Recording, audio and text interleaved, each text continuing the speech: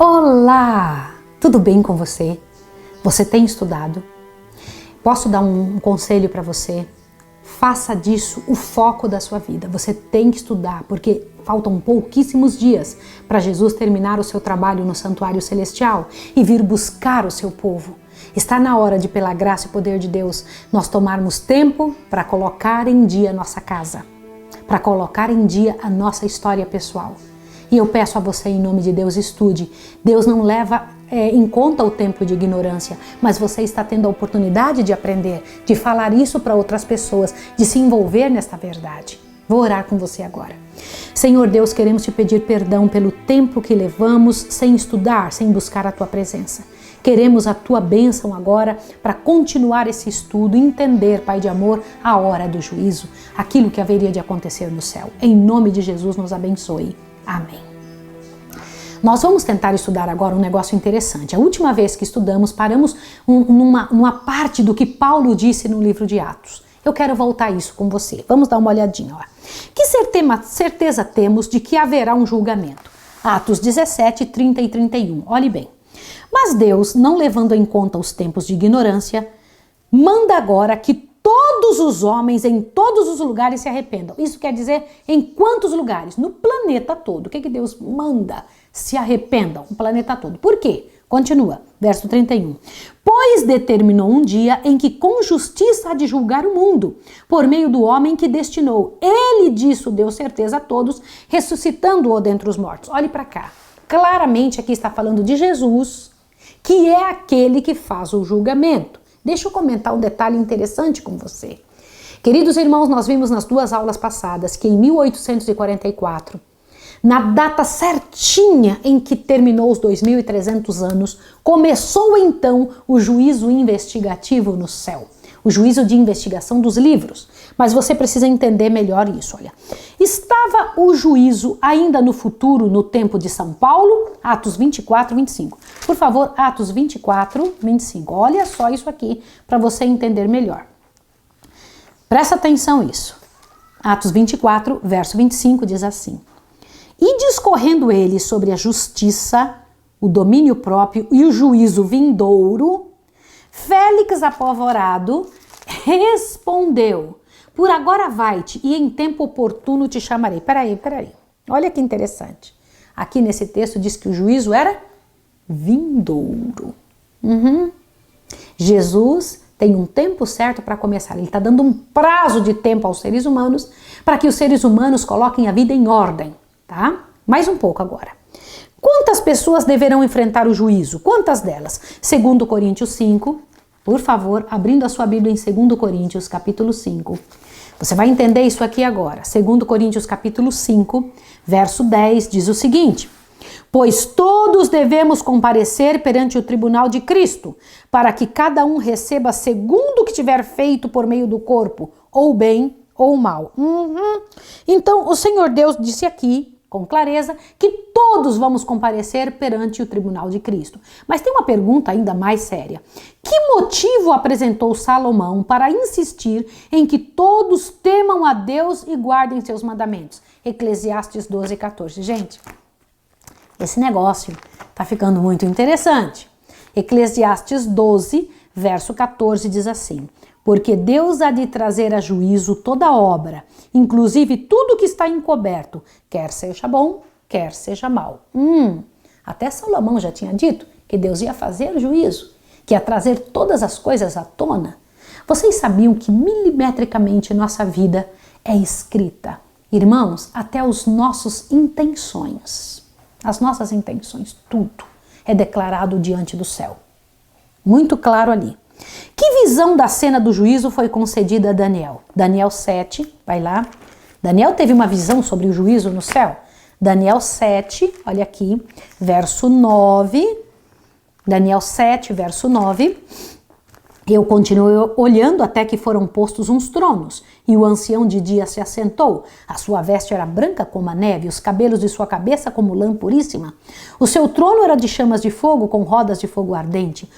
Agora o verso 10. Um rio de fogo manava e saía diante dele. Milhares de milhares o serviam, e milhões de milhões estavam diante dele. Assentou-se o tribunal e abriram-se os livros.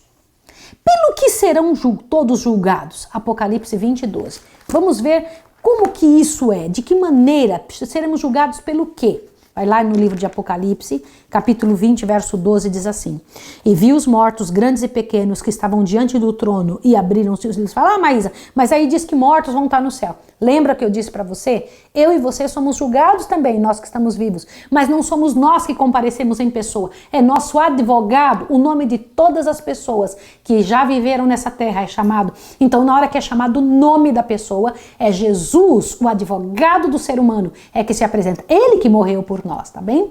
Grandes e pequenos, lembra que Apocalipse é um livro simbólico, vai lá. E abriram-se os livros. Abriu-se outro livro que é o livro da vida. Os mortos foram julgados pelas coisas que estavam escritas nos livros, segundo as suas obras. Interessante. Para quem foi escrito um memorial? Por favor, vai em Malaquias. Não é só ali em Apocalipse que fala sobre esses livros. No livro de Malaquias também fala. Quer ver? Malaquias, o último livro do Antigo Testamento. O último livro do Antigo Testamento, Malaquias, capítulo 3, por favor. Abre lá sua Bíblia, em Malaquias, capítulo 3, verso 16. Diz assim: Então aqueles que temiam ao Senhor falaram uns aos outros, e o Senhor atentou e ouviu. Um memorial foi escrito diante dele para os que temiam ao Senhor e para os que se lembravam de seu nome. Opa, então existe um livro memorial? Sim, é isso que devia. Quem inicia o juízo e o preside? Quem inicia? Daniel 7, vai lá de novo. Quem é que inicia esse juízo no céu e quem é que preside isso? Vai lá. Daniel 7, 9, tá? Vamos lá. Eu continuei olhando até que foram postos uns tronos, e o ancião de dia se assentou. Quem é que preside? O próprio Deus. A sua veste era branca como a neve, e o cabelo de sua cabeça como lã puríssima. O seu trono era como chamas de fogo, com rodas de fogo ardente. Que é conduzido então perante o Pai? Olha que coisa interessante. Quem serve a Deus e auxilia no juízo? Por favor, Daniel 7:10. Um rio de fogo manava e saía diante dele. Milhares de milhares o serviam e milhões de milhões estavam diante dele. Assentou-se o tribunal e abriram-se os livros. Veja, então o Pai se senta, Daniel 7, verso 9, e então quem o auxilia? Todos os anjos do céu. Não é tremendo? Só que isso não é dito só nessa parte. Observa aqui, ó. Quem é conduzido então perante o Pai? Daniel 7, verso 13. Eu estava olhando nas minhas visões da noite e vi que vinha nas nuvens dos céus um como filho do homem. Ele se dirigiu ao ancião de dias e o fizeram chegar até ele. Opa, o que é isso aqui? Aqui diz claramente que o Pai se assenta, os anjos todos estão ali, os livros estão na presença, e quem é conduzido na presença do Pai? Quem é este? O Filho do Homem, o Jesus, nosso Jesus, é levado perante o Pai. Por que é necessário Jesus na hora que abrem-se os livros, que fala sobre a sua vida e a minha vida? Porque Jesus é o nosso advogado, nosso intercessor. Olha que coisa linda isso. Agora eu preciso que você veja um outro detalhe também, ó. Apocalipse 5:11. Gente, o livro de Daniel e Apocalipse, eles são livros irmãos, tá? Olha lá, Apocalipse capítulo 5, verso 11, também fala de um momento de julgamento. Apocalipse 5, é isso mesmo que você está ouvindo. Apocalipse 5, verso 11 diz assim: Então olhei e vi a voz de muitos anjos ao redor do trono, e dos seres viventes e dos anciãos, e o número deles eram milhões de milhões e milhares de milhares. Uau! Lindo isso, né? Eu acho bonito demais essas coisas. Agora veja. Então vamos lembrar de novo? No juízo, o grande Deus, o Pai eterno, o Pai de Jesus, se assenta. São trazidos livros. Quem é que está ali no lado dele? Quem é que está? Milhões de anjos estão ali na presença, são testemunhas. Só que alguém é trazido na presença do Pai, em Daniel 7, verso 13. Quem é? Daniel 7, verso 13, Jesus é levado. Porque é preciso Jesus. Sem isso, é impossível que o juízo aconteça. Agora veja, na qualidade de advogado de seu povo, que confessa a Cristo perante o Pai e seus anjos. Vamos dar uma olhadinha? Apocalipse 3:5. Vamos ver o que ele diz na frente de Deus e dos anjos. Ai, gente, isso é tão bonito, tão maravilhoso. Por favor, abra sua Bíblia no livro de Apocalipse, capítulo 3, verso 5. Olha o que ele diz. Apocalipse 3, verso 5, é o que ele fala diante de Deus e dos anjos. O que vencer será vestido de vestes brancas. De maneira nenhuma arriscarei o seu nome do livro da vida, mas confessarei o seu nome diante de meu Pai e diante dos seus anjos. Uau! Louvado seja Deus. Quer mais um texto? Vamos ver mais um texto. Mais um pouquinho. Vamos lá, por favor, dê uma olhadinha em Mateus 10, 32. O livro de Mateus, capítulo 10. Vamos lá. Verso 32. Vamos juntos. Mateus, capítulo 10, verso 32, diz assim: portanto, todo aquele que me confessar diante dos homens, eu o confessarei diante de meu Pai que estás nos céus. Mais outro texto, vamos lá. E o verso 33 também. Mas todo aquele que me negar diante dos homens, eu o negarei também diante de meu Pai que está nos céus. O próprio Jesus disse isso. Mais um texto. Vamos avante, mais um texto. Marcos 8, 38. Vamos lá. Próximo livro que você vai encontrar é o livro de Marcos, depois de Mateus. Marcos 8, verso 38, também se refere a este momento. Marcos 8, verso 38 diz assim, eu vou ler para você. Qualquer que nessa geração adúltera e pecadora se envergonhar de mim e de minhas palavras, também o Filho do Homem se envergonhará dele quando vier na glória do seu Pai com os seus santos anjos. Sério isso, não é? Na vigência do juízo, tanto os justos como os ímpios estão ainda mortos em seus sepulcros. O registro da vida de cada um, no entanto, consta nos livros dos céus. E por este registro são bem conhecidos o seu caráter e atos. Cristo ali está para interceder em favor dos que o escolheram para advogado. É isso mesmo. Em 1 João 2:1 diz que ele é o nosso advogado. Mas Jesus só pode advogar por quem o escolheu para isso. Você já escolheu Jesus como seu advogado? Como é que se escolhe? Diz Jesus, eu troco a minha vida com a sua. Porque a minha vida não presta, não vale nada, mas a sua vale. Então a sua vida, Senhor, no lugar da minha. Então Jesus consegue chegar lá e dizer, meu sangue, eu morri por este. Eu dei a minha vida por este. Entende? Continua, observe isso aqui, ó. Ao apelar para que os pecados deles sejam apagados dos livros do registro, ele apresenta seu sangue. Como o lugar do juízo é o céu, onde está o trono de Deus, e como Cristo está presente em pessoa, conclui-se que a obra do juízo se dá também no céu. Todos são julgados pelo registro de sua vida, respondendo assim pelos atos cometidos por meio do corpo. Essa obra não somente decidirá para sempre os casos dos mortos, mas também porá fim ao tempo de graça para todos quantos estão vivos. Depois do que, Cristo virá para levar para si aqueles que a Ele permanecerem fiéis. Veja que coisa interessante. O Senhor Deus é claro em explicar que este juízo abrange o planeta inteiro, desde o primeiro nascido aqui até o final. Mas Ele só pode falar em favor daqueles que o aceitaram, não os ímpios. Entende o que eu estou lhe dizendo? Jesus só pode advogar a causa de quem o aceitou como Salvador pessoal. E qual é a prova de que alguém aceitou Jesus? Quando faz a troca da vida. Não é só trocar, dizer assim, Jesus, eu te entrego minha desgraça, você me dá seu benefício. Não é isso. É viver a vida de Jesus, porque a sua você entregou para Ele. É viver a vida dele. E isso é a parte mais séria. Receber de Jesus só o benefício é uma coisa, mas então começar a receber de Jesus a vida dele. Jesus entregou a vida para mim, então é a vida dele que agora eu vivo. Já não vivo eu, mas Cristo vive em mim. Você entende isso? Isso é muito sério. Olha a próxima pergunta. Depois de, pelo juízo investigativo, terem sido determinados os súditos do reino, que é dado a Cristo? Daniel 7,14. Olha só.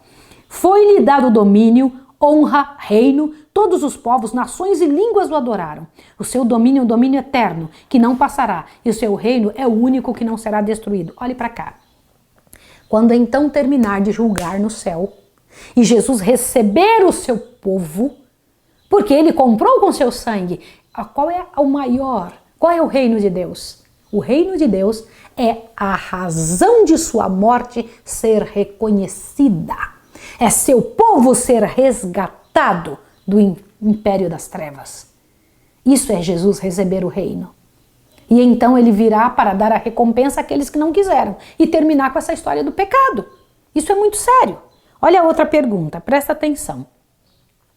Que título terá Cristo quando vier pela segunda vez? Apocalipse 19:16. Não, a primeira vez ele veio como criancinha, como menino de Nazaré. A primeira vez ele veio de uma forma. Que título ele terá esta segunda vez? Apocalipse 19, verso 16. Olha que lindo isso. Olha só.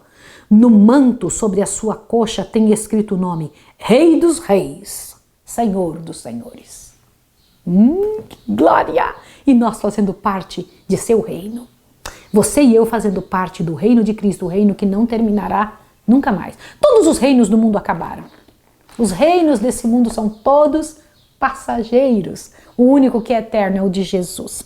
Que fará ele a cada pessoa? Apocalipse 22:12. Olha o que ele vai fazer. Eu vou ler para você aqui, ó. Diz assim: Eis que cedo venho, a minha recompensa está comigo para dar a cada um segundo a sua obra.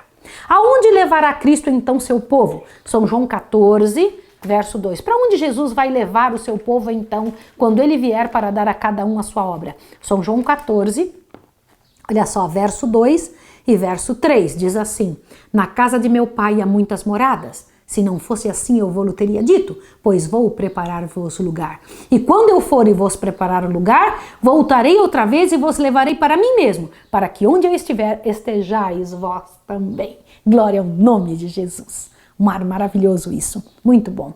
Agora veja, quantos mortos ressuscitarão? Dá uma olhadinha em São João 5, 28 e 29, o próprio Jesus falando. Olha lá.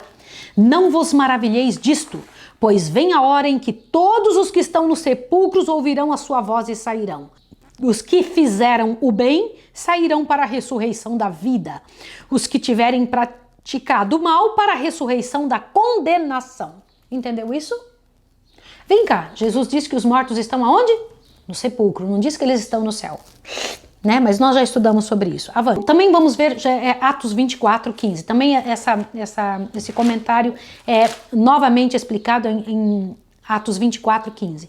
Tendo esperança em Deus, como estes mesmo também esperam, de que há de haver ressurreição tanto de justos como de injustos. Amém, amém.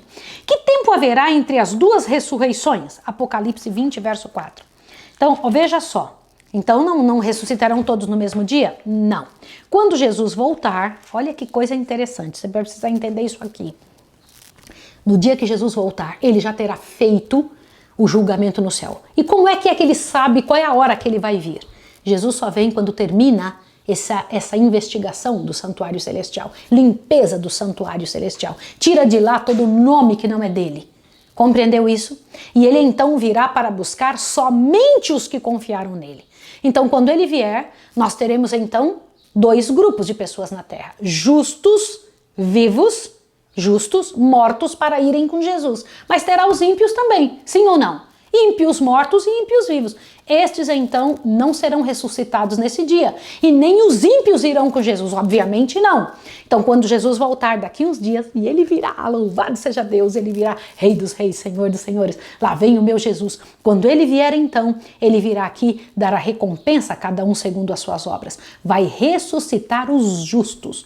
Os ímpios não ressuscitarão nessa data.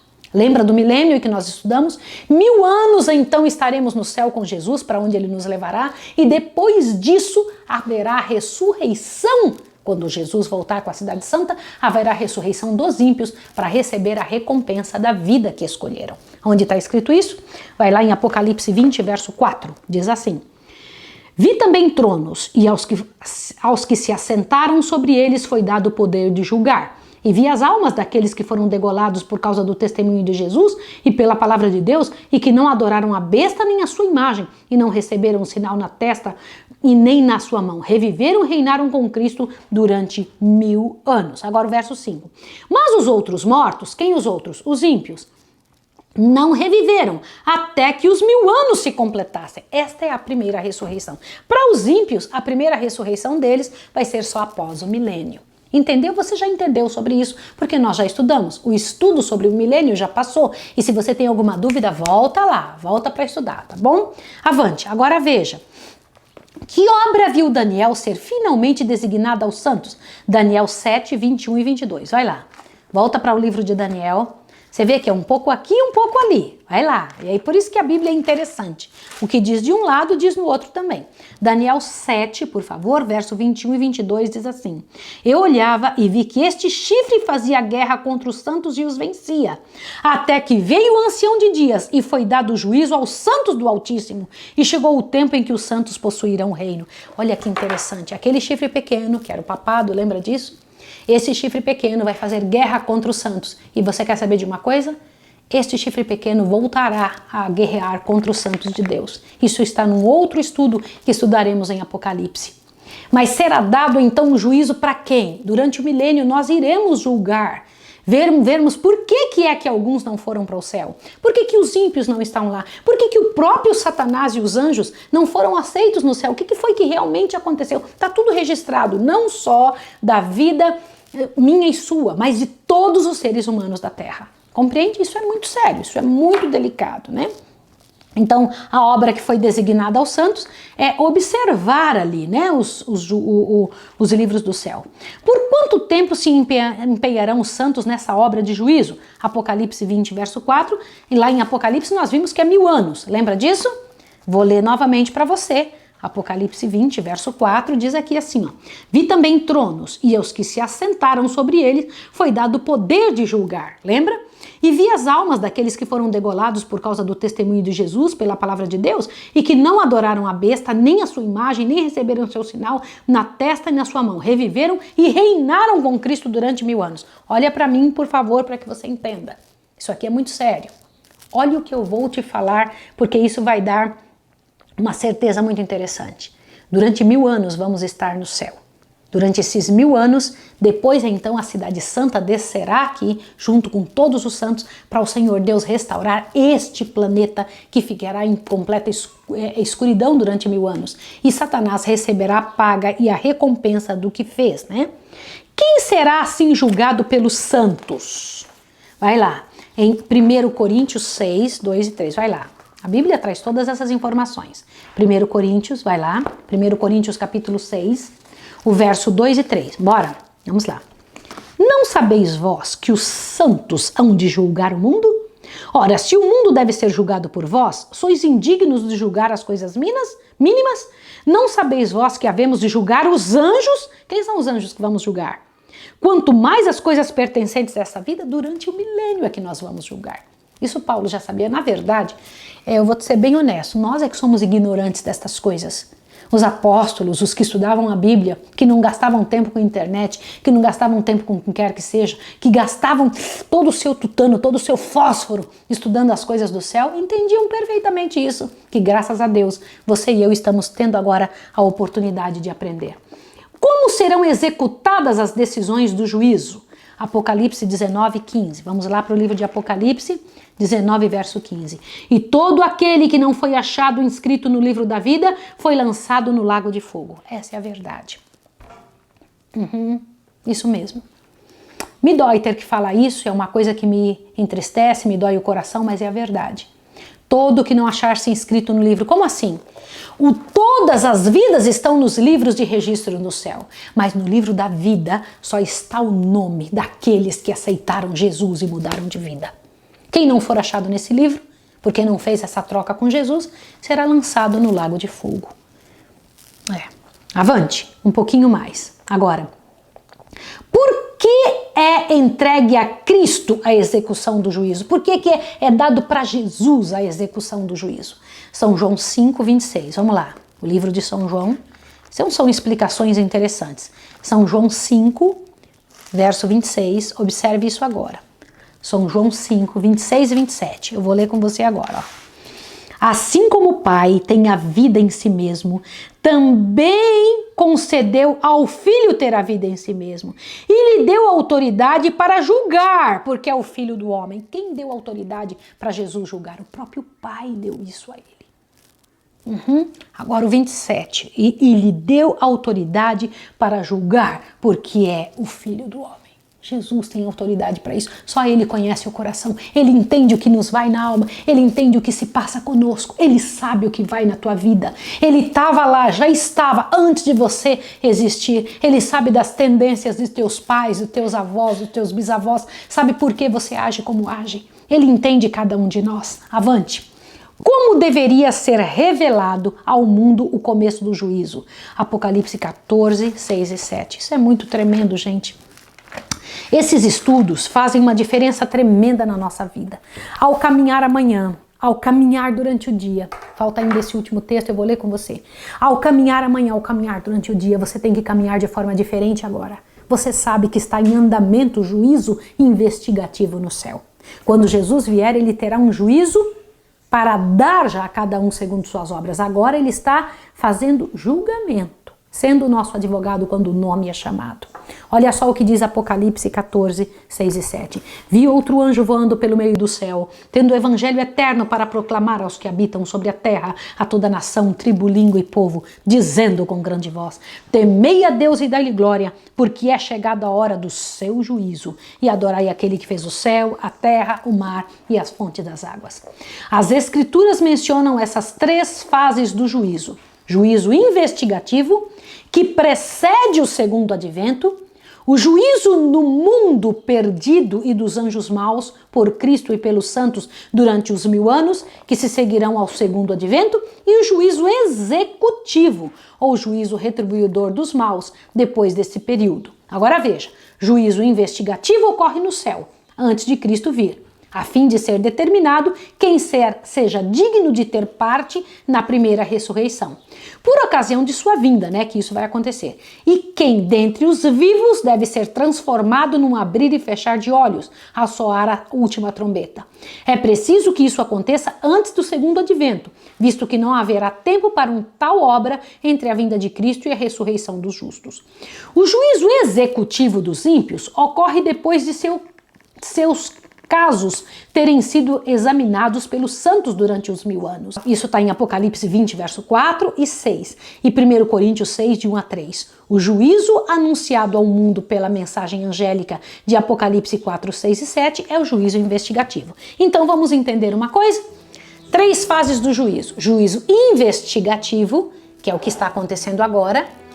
Durante o tempo lá no céu, quando estivermos durante o milênio, juízo comprovativo, e quando Jesus voltar depois do milênio, juízo executivo.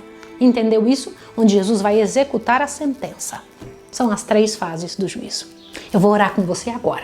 Você sabe que nós vamos entender quem é a besta, qual é o número do nome dele, que é isso, adorar a besta, que é a imagem da besta. Tudo isso nós vamos entender através da Bíblia. Vamos orar juntos?